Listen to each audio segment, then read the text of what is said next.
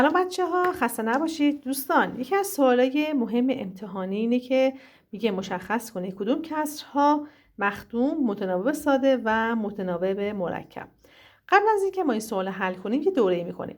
گفتیم که کسر مختوم کسریه که اگر عامل‌های مخرجو که عدد مخرج رو تجزیه کردم فقط عامل 2 و 5 دیدم، به اون میگیم کسر مختوم.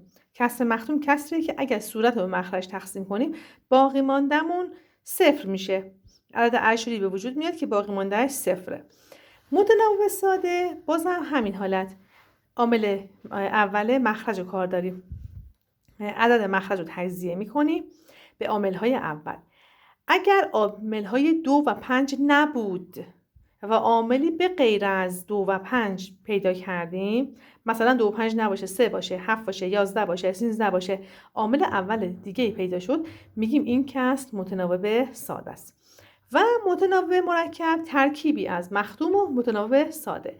خب متناوب مرکب اگر تجزیهش کردیم عدد مخرج رو و دیدیم که 2 و 5 وجود داره و عاملی به غیر از 2 و 5 دیگه هم هستش، مثلا تجزیه کردیم 5 و 3 تو مخرج دیدیم، به این میگیم متناوب مرکب. حالا سوال حل میکنیم. الف 9 22.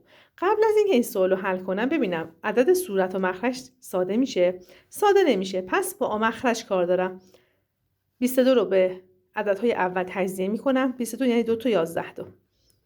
عامل اول 11، عامل اول 2. بچه ها اینجا هم 2 میبینم هم 11. گفتیم که اگر 2 بود مختومه، اما به غیر از 2 هم هست 11. پس متناوب چیه بچه ها؟ مرکب. قسمت بعدی 16.